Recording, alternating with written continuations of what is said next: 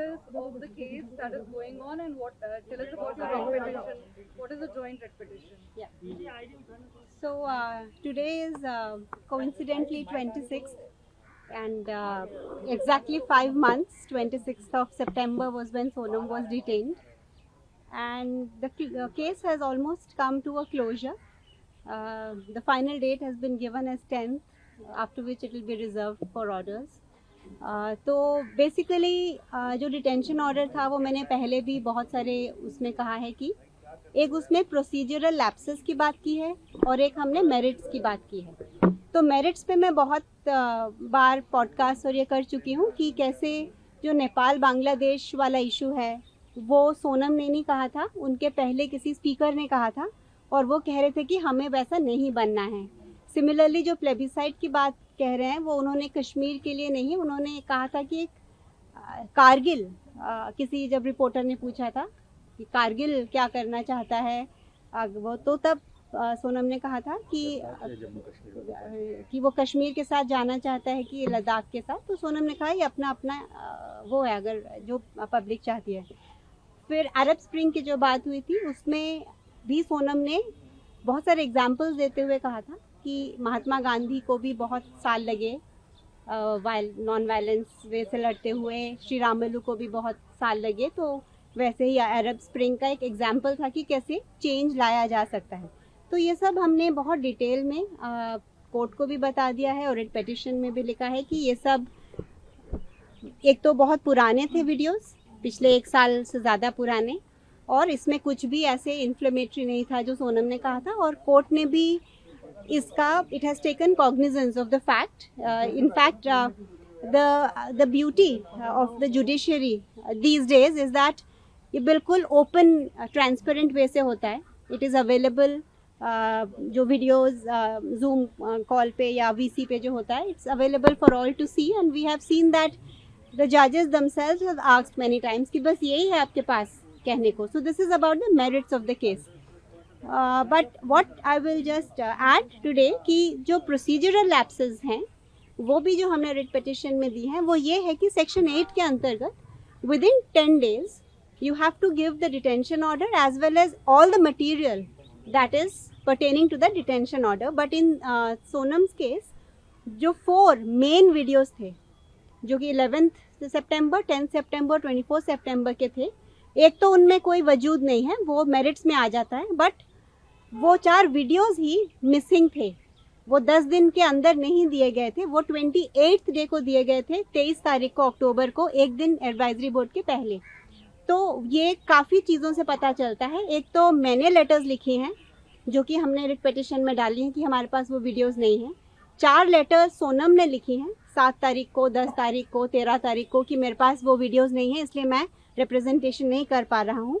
और उसकी वजह से सोनम को 2 रिप्रेजेंटेशन देने पड़े, एक 21 को जब तक उनके पास ये वीडियोस नहीं थे और एक 23 को जब शाम को उनको ये 4 वीडियोस मिले 28th डे को। तो ये सेक्शन 8 के मुताबिक कहने से ये एक ही ग्राउंड इनफ है टू क्वॉश द NSA।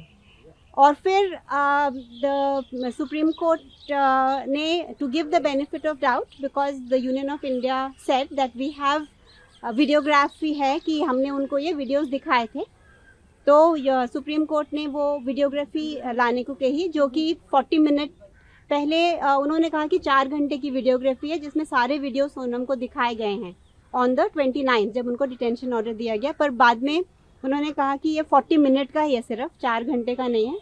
और वो 40 मिनट लास्ट वीक ही सुप्रीम कोर्ट को दिया गया और उसमें भी हमने देखा है कि हार्डली 1 या 2 मिनट लैपटॉप खोल के जो पुलिस से रिप्रेजेंटेटिव थे उन्होंने बस दिखाया कि ये लिस्ट ऑफ वीडियोज़ हैं, खोल के नहीं दिखाया। तो वो 4 वीडियोज़ मिसिंग थे, वो तब पता नहीं चला। तो ऑल दीज प्रूव कि जो मेन आर्ग्यूमेंट्स डिटेंशन ऑर्डर के जिस पे बेस्ड हैं, जो रिलाइड अपॉन वीडियोज़ हैं, वो ही नहीं थे जो कि 10 दिन के पहले नहीं मिले। तो एक ये प्रोसीजरल लैप्स है बिग टाइम। जैसे कि मैंने कहा उन वीडियोस में क्या है वो तो मैं पहले कह ही चुकी हूँ कि उसमें कुछ है ही नहीं। कहा गया है कि होली के दौरान उन वीडियोस का को गो थ्रू करेगी ऑनरेबल कोर्ट और उसके बाद उस पर ओपिन किया जाएगा। जी, तो सेकेंडली जो प्रोसीजरल लैप्स ये हुआ है कि बहुत सारे जजमेंट्स हैं कि क्योंकि ये जो NSA है ये subjective satisfaction of detaining authority पे बेस्ड है, उसकी सब्जेक्टिव सेटिस्फैक्शन पे बेस्ड है, तो ये जो है एप्लीकेशन ऑफ माइंड होना चाहिए। डिस्ट्रिक्ट जो मजिस्ट्रेट है उसका एप्लीकेशन ऑफ माइंड होना चाहिए। But in Sonam's case the entire detention order is just a cut copy paste of the SSP's recommendation, paragraph by paragraph, और वो भी the court has taken cognizance of the fact कि it is just a cut copy paste. So ये second procedural lapse है। Transcript का भी एक सवाल उठा था, ट्रांसक्रिप्ट को लेकर recommendation this court Sonam, we have not seen this also. हाँ, एंड देन जो रिलाइड अपॉन मटेरियल भी है उसमें जो ट्रांसक्रिप्ट दिए गए थे वो 18 अक्टूबर को दिए गए, वो भी 10 दिन के बाद दिए गए हैं, और वो सारे ट्रांसक्रिप्ट भी मिसकोटेड हैं जो मैंने पहले बहुत सारे इंटरव्यूज़ में मैंने कहा है। और फाइनली जो FIRs हैं जिनके बेसिस पे डिटेंशन हुआ है वो FIRs भी एक तो स्टेल है, और सेकेंडली उन पे 5 में से 3 में सोनम का नाम भी नहीं है, और जिनमें उनका नाम भी है उसके बेसिस पे उनको ना कभी नोटिस दिया गया, ना उनको कभी उनसे पूछताछ की गई। तो ये एक ही इनमें से प्रोसीजरल लैप्स इनफ है NSA को क्वॉश करने के लिए। तो हमारे पास तो 3 हैं प्रोसीजरल लैप्सेस उनको जो हमने पॉइंट आउट किए हैं, और प्लस जो उन्होंने मटेरियल दिया है वो भी बिल्कुल गलत वे से इंटरप्रेट किया गया है। तो it is actually a open and shut case, and इसीलिए I and Sonam both feel that we have full trust in the judiciary, and the case will be settled in our favor, and the Constitution of India and the judicial system of India, we have full faith and trust in it, and hopefully it's your last leg hai, and we will come out of it victorious. When was the last time you met Mr. Wangchuk, और उनकी health अब कैसी है? क्योंकि बीच में ये भी तर्क दिया गया था कि उनकी तबीयत बीच में बिगड़ी हुई है, हालांकि ऑनरेबल कोर्ट ने ये कहा कि उनकी तबीयत बिल्कुल ठीक है। तो मैं परसों ही उनको मिली हूँ और अभी तबीयत ठीक है। बीच में उनको GI इन्फेक्शन हो गया था, और but then he was taken to AIIMS and then he was given antibiotics, and now his health is okay, but you can never be okay in a jail. So he is very resilient and positive. So even when I ask him ki how is the food, he says very nutritious, and he never complains. So when we meet, we don't complain. I don't complain what I am going through. He doesn't complain, because we genuinely believe that ये जो मोटो है इस country का, सत्यमेव जयते, वो just एक paper पे नहीं है, वो हमारे उपनिषद से लिया गया है, और वो ज़रूर सत्य की ही जीत होगी। और अभी तो ये केस भी प्रूफ है कि बहुत सारे जो लैप्सेस हुए हैं गवर्नमेंट की तरफ से, जो हमने पॉइंट आउट किए हैं रिट पिटिशन में, जो कि honourable supreme court of India और ऑनरेबल जजेस ने बहुत पेशेंटली ये हियरिंग को सुना है। क्योंकि ऐसा लग सकता है कि मुझे भी लगता है, क्योंकि मेरा फर्स्ट एक्सपीरियंस था कि बहुत डिलेज हो रहे हैं तारीख पे तारीख, लेकिन मैंने जो सुना है कि दूसरे केसेस के कंपैरिजन में ये टेकअप किया गया है मैटर, क्योंकि हेबियस कॉर्पस था और हमें 3 बार मौका दिया गया, over 3 hearings to put our case. Opposition को 5 बार मौका दिया गया to put across their case. So now at least the जजेस have all the facts, and once I think the 10th will be the final hearing, and hopefully it will be closed for orders after that. Any message Mr. Wangchuk ने जो आपके through तमाम लोगों को भिजवाना चाहा हो, क्योंकि तमाम उनके मैसेज बीच बीच में आए, तो जब आपकी मुलाकात उनसे परसों हुई थी, तो क्या कोई मैसेज वो भारतवासियों तक पहुंचाना चाहते हो, लद्दाख के लोगों तक पहुंचाना चाहते हो? So both Sonam and I, we believe कि there's always light at the end of the tunnel. So never to lose hope, never to lose positivity, never to lose resilience. And this country is destined to become a great nation. And we are all here to make it happen.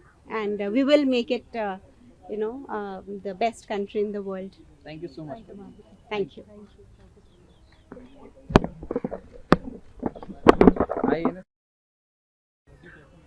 Ma'am, please. So I would also like to take this opportunity to thank all who have been with me through this. So first of all, the media, you have always reached our voice in the right way to the country, and thank you for that. My lawyer team, starting with Ritam, who's like my younger brother, who is the advocate on record for this matter, and his team, Bahuli Sharma and her team, who drafted the writ petition along with Ritam, the team of Kapil Sibal ji and his contribution to the case, and last but not the least, Mr. Vivek Tankha ji, who was the first person I approached and who has been with me right from day one, and his team. So, and most importantly, the people of this country.